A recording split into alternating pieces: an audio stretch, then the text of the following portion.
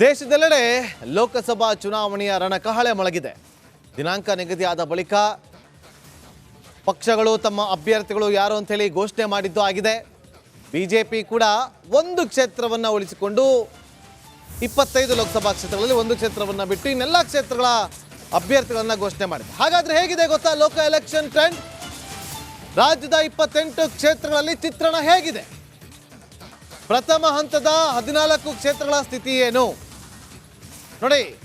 ರಾಜ್ಯದಲ್ಲಿರುವಂಥ 28 ಲೋಕಸಭಾ ಕ್ಷೇತ್ರಗಳ ಪೈಕಿ 2 ಹಂತದಲ್ಲಿ ನಡೀತಾ ಇರುವಂಥ ಚುನಾವಣೆ, ಅಂದರೆ ಒಟ್ಟು ದೇಶದಲ್ಲಿ 7 ಹಂತಗಳಲ್ಲಿ ಚುನಾವಣೆ ನಡೀತಾ ಇದೆ.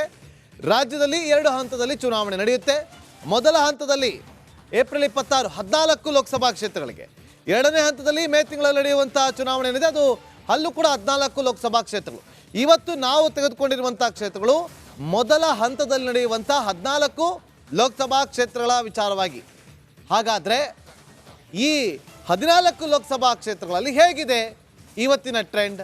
ಮೊದಲಿಗೆ ನಾವು ತೆಗೆದುಕೊಳ್ತಾ ಇರುವಂಥ ಕ್ಷೇತ್ರ ಬೆಂಗಳೂರು ದಕ್ಷಿಣ ಲೋಕಸಭಾ ಕ್ಷೇತ್ರ. ಬೆಂಗಳೂರು ದಕ್ಷಿಣ ಲೋಕಸಭಾ ಕ್ಷೇತ್ರದಿಂದ ಬಿಜೆಪಿ ಅಭ್ಯರ್ಥಿಯಾಗಿ ತೇಜಸ್ವಿ ಸೂರ್ಯ ಅವರಿದ್ದಾರೆ. ಕಾಂಗ್ರೆಸ್ನ ಅಭ್ಯರ್ಥಿಯಾಗಿ ಸೌಮ್ಯ ರೆಡ್ಡಿ ಅವರು, ಜಯನಗರ ವಿಧಾನಸಭಾ ಕ್ಷೇತ್ರದ ಮಾಜಿ ಶಾಸಕಿ. ಈ ಬಾರಿ ಅವರಿಗೆ ಟಿಕೆಟ್ ಅನ್ನು ಘೋಷಣೆ ಮಾಡಿದೆ ಕಾಂಗ್ರೆಸ್ ಪಾಳೆಯ. ಸೊ ಇವತ್ತಿನ ಟ್ರೆಂಡ್ ಅನ್ನು ನೋಡ್ತಾ ಇದ್ದೀವಿ. ಬಿಜೆಪಿ ಅಭ್ಯರ್ಥಿ 53% ಮುಂದೆ ಇದ್ದಾರೆ, 47% ಕಾಂಗ್ರೆಸ್ ಹಿಂದೆ ಇದೆ. ಹಾಗಾದರೆ ಈ ಕ್ಷೇತ್ರದಲ್ಲಿ ಜಾತಿ ಲೆಕ್ಕಾಚಾರ ಹೇಗಿದೆ ಅಂತೇಳಿ ಕ್ವಿಕ್ ಆಗಿ ನಾವೀಗ ನೋಡ್ತಾ ಬರೋಣ. ನೋಡಿ, ಬೆಂಗಳೂರು ದಕ್ಷಿಣ ಲೋಕಸಭಾ ಕ್ಷೇತ್ರದ ಜಾತಿ ಲೆಕ್ಕಾಚಾರಗಳು. ಇಲ್ಲಿ ಒಕ್ಕಲಿಗರು ಹೆಚ್ಚು ಮತದಾರರಿದ್ದಾರೆ, 4,40,40,000. ಬ್ರಾಹ್ಮಣ ಸಮುದಾಯದವರು 3,90,000. SC ST 2,70,000 ಮತದಾರರಿದ್ದಾರೆ. ಇನ್ನು ಮುಸ್ಲಿಂ ಸಮುದಾಯ 2,90,000 ಇದ್ರೆ, ರೆಡ್ಡಿ ಸಮುದಾಯ ರಾಮಲಿಂಗ ರೆಡ್ಡಿ ಅವರ ಪುತ್ರಿ ಸೌಮ್ಯ ರೆಡ್ಡಿ ಅವರು, ರೆಡ್ಡಿ ಸಮುದಾಯ 1,10,000 ಇರುವಂಥದ್ದು. ಕ್ರಿಶ್ಚಿಯನ್ ಸಮುದಾಯ 1,00,000, ಅನ್ಯ ಭಾಷಿಕರು 2,70,000. ಅಂದರೆ ಒಟ್ಟಾರೆಯಾಗಿ ಇತರೆ ನೋಡಿ 4,47,472 ಮತದಾರರಿದ್ದಾರೆ. ಒಟ್ಟು ಇಲ್ಲಿ ಮತದಾರರ ಸಂಖ್ಯೆ 23,17,472. ಬೆಂಗಳೂರು ದಕ್ಷಿಣ ಲೋಕಸಭಾ ಕ್ಷೇತ್ರದ ಇವತ್ತಿನ ಟ್ರೆಂಡ್, ತೇಜಸ್ವಿ ಸೂರ್ಯ ಅವರು ಮುಂದಿದ್ದಾರೆ, ಬಿಜೆಪಿ ಅಭ್ಯರ್ಥಿ.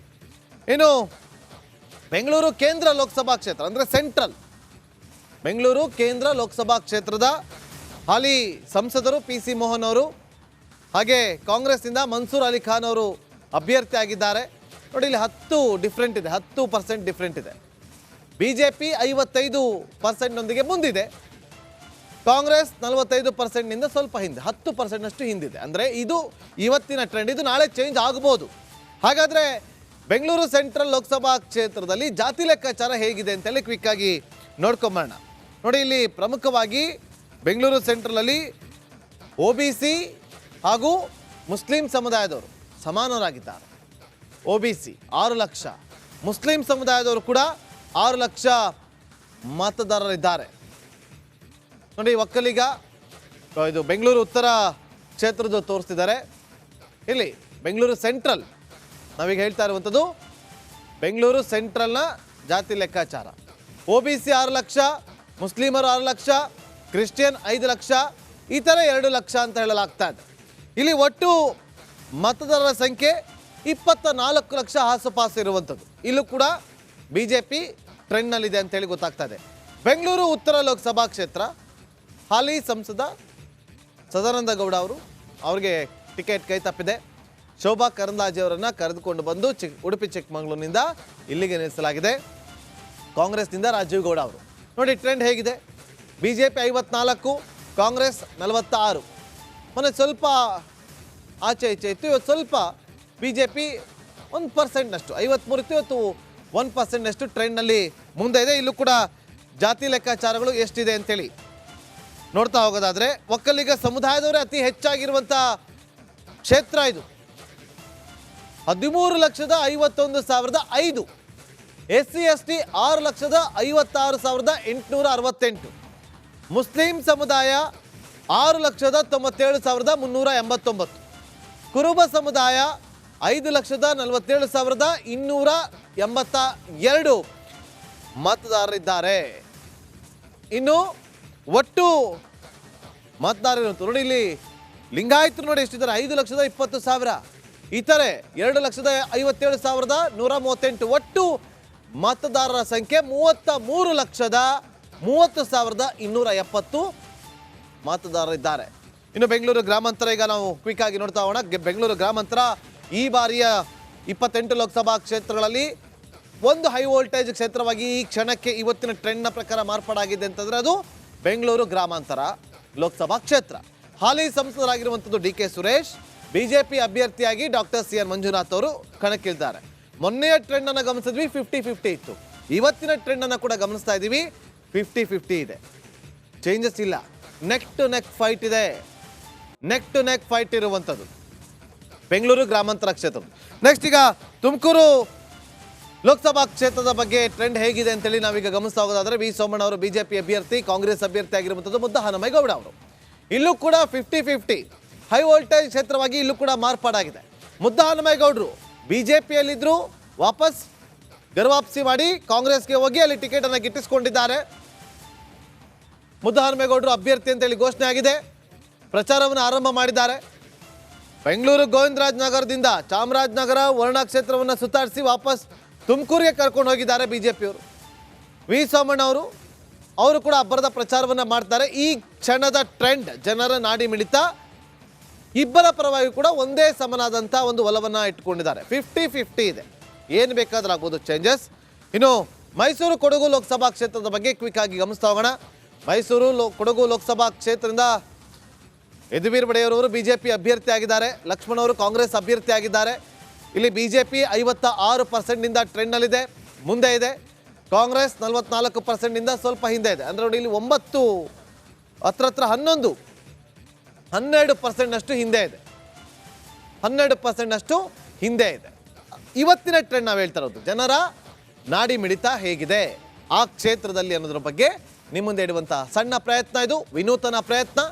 ಪ್ರತಿನಿತ್ಯ ಟ್ರೆಂಡ್ಗಳು ಹೇಗಿರುತ್ತೆ ಅಂತೇಳಿ ನಿಮ್ಮ ಮುಂದೆ ಇಡ್ತಾ ಹೋಗ್ತೀವಿ. ಈಗ ನೋಡಿ, ಗಮನಿಸಿದ್ದು ನಾವು ಮೈಸೂರು ಕೊಡಗು ಲೋಕಸಭಾ ಕ್ಷೇತ್ರದ ಬಗ್ಗೆ. ಈಗ ದಕ್ಷಿಣ ಕನ್ನಡ, ಬ್ರಿಜೇಶ್ ಚೌಟ ಅವರು ಬಿಜೆಪಿ ಅಭ್ಯರ್ಥಿ ಆಗಿದ್ದಾರೆ, ಕಾಂಗ್ರೆಸ್ ಅಭ್ಯರ್ಥಿಯಾಗಿ ಪದ್ಮರಾಜ್ ಅವರಿದ್ದಾರೆ. ದಕ್ಷಿಣ ಕನ್ನಡ ಕರಾವಳಿ ಭಾಗದಲ್ಲಿ ಬಿಜೆಪಿ ಅಭೂತಪೂರ್ವವಾದಂಥ ಒಂದು ಗೆಲುವನ್ನು ದಾಖಲು ಮಾಡ್ತಾ ಬರ್ತಾರೆ ಲೋಕಸಭಾ ಚುನಾವಣೆ ವಿಚಾರವಾಗಿ. ಈಗ ಬ್ರಿಜೇಶ್ ಚೌಟ ಅವರಿದ್ದಾರೆ, ನಳಿನ್ ಕುಮಾರ್ ಕಟೀಲ್ ಅವರು ಹಾಲಿ ಸಂಸದರು, ಅವರಿಗೆ ಟಿಕೆಟನ್ನು ತಪ್ಪಿಸಿ ಬ್ರಿಜೇಶ್ ಚೌಟ ಅವರಿಗೆ ಕೊಡಲಾಗಿದೆ. ಅಲ್ಲಿ 58%ನಷ್ಟು ಟ್ರೆಂಡ್ನಲ್ಲಿದ್ದಾರೆ, ಮುಂದಿದ್ದಾರೆ ಬ್ರಿಜೇಶ್ ಚೌಟ ಅವರು. ಕಾಂಗ್ರೆಸ್ನಿಂದ 16%ನಷ್ಟು ಹೆಚ್ಚು. ಇಲ್ಲಿ ಕಾಂಗ್ರೆಸ್ 42% ಅಂತ ಹೇಳಲಾಗ್ತಾ ಇದೆ. ದಕ್ಷಿಣ ಕನ್ನಡ ಲೋಕಸಭಾ ಕ್ಷೇತ್ರ ಬ್ರಿಜೇಶ್ ಚೌಟ. ಹಾಸನ ಹೇಗಿದೆ ಟ್ರೆಂಡ್ ಅಂತ ನಾವು ನೋಡ್ಕೊಂಬರೋಣ ಕ್ವಿಕ್ ಆಗಿ. ಹಾಸನದಲ್ಲಿ ಪ್ರಜ್ವಲ್ ರೇವಣ್ಣ ಅವರು ಹಾಲಿ ಸಂಸದರು, JDSಗೆ ಬಿಜೆಪಿ ಬಿಟ್ಕೊಟ್ಟಿದೆ. ಬಿಜೆಪಿ ಪ್ಲಸ್ JDS ಮೈತ್ರಿ ವಿಚಾರವಾಗಿ ನಾವು ತೋರಿಸ್ತಾ ಇದ್ದೀವಿ, 54% ಅಂತ ಹೇಳ್ತಾ ಇದೆ. ಇನ್ನು ಕಾಂಗ್ರೆಸ್ 46% ಅಂತ ಹೇಳಲಾಗ್ತಾ ಇದೆ. ನೋಡಿ, ಮತದಾರ ಪ್ರಭುವಿನ ಒಲವು ಯಾರ ಕಡೆ ಇದೆ, ಮತದಾರ ಪ್ರಭುವಿನ ನಾಡಿ ಮಿಡಿತ ಇವತ್ತಿಗೆ ಹೇಗಿದೆ ಅಂತ ಹೇಳಿ ನಾವು ನಿಮ್ಮ ಮುಂದೆ ತೋರಿಸ್ತಾ ಇದ್ದೀವಿ. ಹಾಸನ ಲೋಕಸಭಾ ಕ್ಷೇತ್ರ. ಉಡುಪಿ ಚಿಕ್ಕಮಗಳೂರು ಹತ್ತ ಗಮನ ಹರಿಸೋಣ. ಉಡುಪಿ ಚಿಕ್ಕಮಗಳೂರು ಬಿಜೆಪಿ ಅಭ್ಯರ್ಥಿ ಆಗಿರುವಂಥದ್ದು ಕೋಟಾ ಶ್ರೀನಿವಾಸ್ ಪೂಜಾರಿ ಅವರು, ಮತ್ತೊಂದು ಕಡೆ ಕಾಂಗ್ರೆಸ್ ಅಭ್ಯರ್ಥಿ ಆಗಿದ್ದಾರೆ ಜಯಪ್ರಕಾಶ್ ಹೆಗಡೆ ಅವರು. ಬಿಜೆಪಿ 54, ಕಾಂಗ್ರೆಸ್ 46. ಇದು ಇವತ್ತಿನ ಉಡುಪಿ ಚಿಕ್ಕಮಗಳೂರು ಕ್ಷೇತ್ರದ ಮತದಾರ ಪ್ರಭುವಿನ ನಾಡಿ ಮಿಡಿತದ ಟ್ರೆಂಡ್ ಹೇಗಿದೆ ಅಂತೇಳಿ ನಾವಿಲ್ಲಿ ಗಮನಿಸ್ತಾ ಇದ್ದೀವಿ. 54% ಬಿಜೆಪಿ, ಕಾಂಗ್ರೆಸ್ 46%. ಬಿಜೆಪಿ ಅಭ್ಯರ್ಥಿ ಆಗಿದ್ದಾರೆ ಕೋಟಾ ಶ್ರೀನಿವಾಸ್ ಪೂಜಾರಿ ಅವರು, ಕಾಂಗ್ರೆಸ್ ಅಭ್ಯರ್ಥಿ ಆಗಿದ್ದಾರೆ ಜಯಪ್ರಕಾಶ್ ಹೆಗಡೆ ಅವರು. ಇದಾಗಿತ್ತು ಇವತ್ತಿನ ಇದೇ ಟ್ರೆಂಡ್ನ ವಿಶೇಷತೆಗಳು. ಪ್ರತಿನಿತ್ಯ ಸಂಜೆ 6:30ಕ್ಕೆ 14 ಕ್ಷೇತ್ರಗಳ ಟ್ರೆಂಡ್ ಹೇಗಿದೆ ಅಂತೇಳಿ, ಅವತ್ತಿನ ಟ್ರೆಂಡ್ ಹೇಗಿದೆ ಅಂತೇಳಿ ನಾನು ಆ ರಿಪೋರ್ಟನ್ನು ತಗೊಂಬಂದು ನಿಮ್ಮ ಮುಂದೆ ಇಡುವಂಥ ಪ್ರಯತ್ನವನ್ನು ಮಾಡೇ ಮಾಡ್ತೀನಿ. ನಾಳೆಯೂ ಕೂಡ ಇದೇ ಸಮಯಕ್ಕೆ ನಿಮ್ಮ ಮುಂದೆ ಹಾಜರಾಗಿರ್ತೀನಿ. ನಾಳೆ ಇನ್ನುಳಿದಂಥ 14 ಸೆಕೆಂಡ್ ಫೇಸಲ್ಲಿ ನಡೆಯುವಂಥ ಲೋಕಸಭಾ ಚುನಾವಣೆಗಳ ಕ್ಷೇತ್ರಗಳ ಟ್ರೆಂಡ್ ಹೇಗಿದೆ ಅಂತೇಳಿ ಆ ಒಂದು ಟ್ರೆಂಡ್ನ ಮಾರ್ಕ್ನೊಂದಿಗೆ ನಿಮ್ಮ ಮುಂದೆ ಮತ್ತೆ ಹಾಜರಾಗ್ತೀನಿ. ಅಲ್ಲಿವರೆಗೂ ನೋಡ್ತಾ ಇರಿ ರಿಪಬ್ಲಿಕ್ ಕನ್ನಡ, ಇದು ನಿಮ್ಮ ಧ್ವನಿ.